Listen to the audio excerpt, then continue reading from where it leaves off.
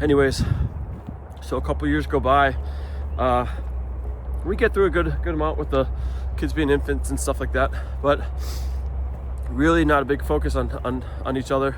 And I didn't feel like I could really rely on my partner to be trying to focus on the marriage and fixing it. I felt that she was just not there, as grasping at air. And you ask the person, well, hey, we're not getting our marriage into trouble, and let's work on it.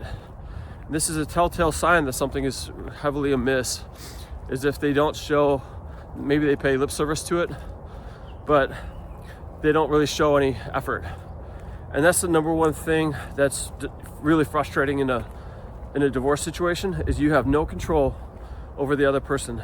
Not the fact that you should, but when you realize that the other person is not upholding their side of the marriage vows to try to make it work, you don't get to control them. You don't get to call on that vow and say, well, hey, you promised me this, and now you just put in the effort. It doesn't work like that. You cannot control other people, what other people do. You can't control their motivations. You can't force somebody to love you, and you can't really hold them to the wedding vows. That's not a thing. It doesn't work. They either want to do something or not. You can lead a horse to water, but you can't make him drink. And that is very true. And anybody that's ever been divorced, I know that that's going to ring very true. So when you get, my advice is, if you're trying to identify when a divorce might be on the way, because the signs are there.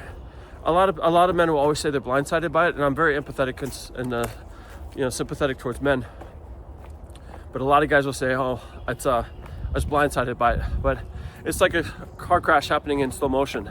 It takes a while. It takes years of thinking on it and processing and realizing all the signs were right in front of you. You just were in denial about it, or you had your head up your ass. And again, I'm not saying it's all the guy's fault or whatever, but you get it. But so yeah, all the signs were there, and big signs were lack of intimacy, sex life. It's a barometer for the health of the relationship. I firmly believe that. I think sex should not go away once you get married. I think that's absolutely preposterous. People come up with all sorts of bullshit things to tell you about, oh, this is normal not to kiss anymore, or this is normal not to be affectionate or cuddle. Well, it's normal not to be like intimate and stuff. It's all bullshit. It's just ridiculous. It's just that people are heavily avoidant when they just don't want to tell you what's up. Anyways, another thing is, if you try to fix the marriage and you're trying to take them out on dates, you say, hey, I want to rekindle, I want to start treating you better, I want to start fixing this thing, let's go out on a date. And there's always a reason not to do it. Financial reason or scheduling reason. And it will feel like it makes sense. That's the hardest part. All of this will make sense. When you have an avoidant person that's checked out of the marriage, it all can be explained away. But that's like, yeah, you're being gaslit. So you don't know what reality is. That's the hardest part. So if the person is routinely finding reasons to not engage in intimacy, or every time it has to be some sort of quickie, or if you're chasing this person or you're begging for it, those are all signs that the marriage is in serious trouble.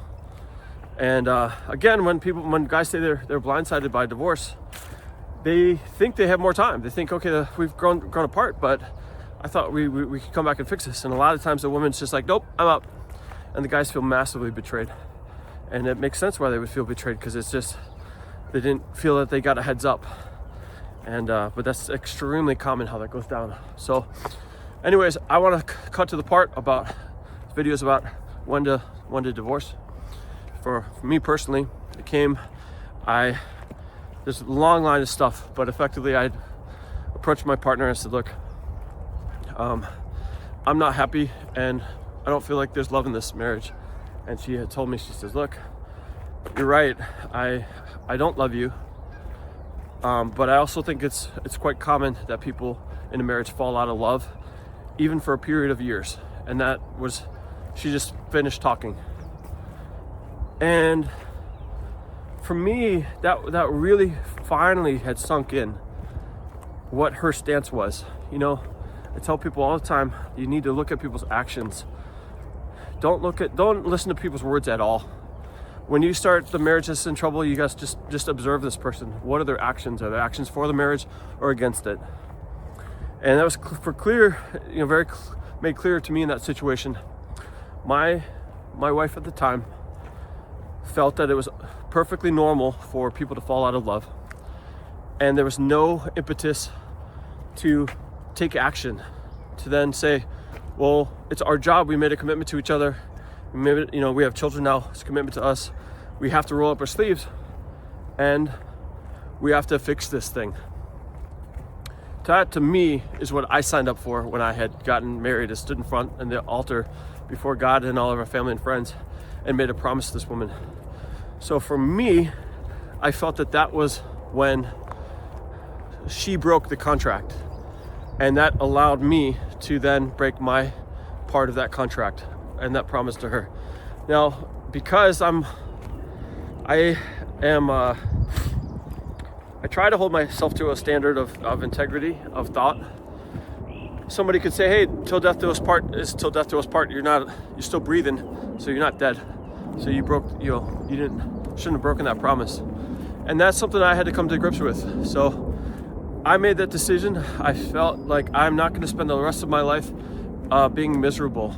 And I got married so that I could be in a marriage where I could feel wanted, I could feel desired, I could give to my partner, and we could have mutual respect for one another, and we could have a partnership where, I'm building this person up, they're building me up.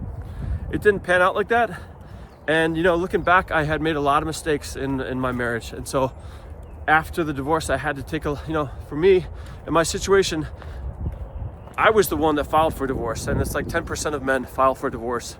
And most of the time it's women.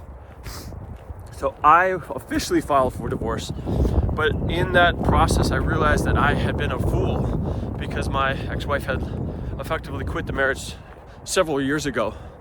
And, she has her reasons for that. I don't want to unnecessarily challenge that or get into that. She has her own reasons for why she made that decision and where she was at in her life and how I had treated her. And I have a certain understanding of that now, years later. But it's very difficult when you feel that you've been left. And like I said, I made it official, but effectively my ex had kind of abandoned me years prior, and I felt used and abused and just really stupid. And so it kind of forces you to assess your life. That's another topic for another day, but I want to wrap up just by saying, the topic is, when is it time to leave the marriage? And I would say, look at the marriage for what it is, not for what you want it to be. Try to take off the rose-colored glasses. Try to take off the glasses of denial.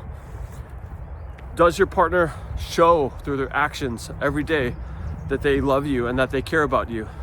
If you get sick, is the partner being resentful of you for inconveniencing them, or are they wanting to take care of the person that they love? If you want to take a trip, is that person excited to go with you? If you want to heal the marriage and get more connection, are they willing to do that? Are they saying yes to dates? Are they saying yes to going to counseling? Are they saying yes to things? If the answer is no, then I'm sorry, you have a very serious problem on your hands, and you don't spend years of your life and waste years of your life in denial like I had done. I felt like such a fool for wasting so much of my time and my efforts only to find out that I was in a dead marriage. You want to find sooner rather than later. And not all marriages are built to last. That's kind of a fact of life. I'm not an advocate for marriage. I'm not an advocate for divorce. At the same time, in my particular situation, I'm very proud of myself for filing for the divorce. I'm very proud of myself for making that decision and moving on with my life. And it was one of the best decisions that I've ever made in my life, to move on, and it was very scary. So if you are the one contemplating filing, my heart goes out to you, man or woman. It's a very scary decision. And I just want to say another thing, particularly if there's abuse, physical, emotional, mental abuse. I just want to tell you I'm very sorry for what you're going through, and it's a very difficult decision to make. I strongly recommend you increase your support group, find people online to connect with who have experienced this similar things, learn from them. You want more information, not less. And yeah, I think that's about it. Thanks so much for watching. I really appreciate it, and I'll see you in the next one. If you like this, please like and subscribe. It would really help the channel. Thank you. Bye.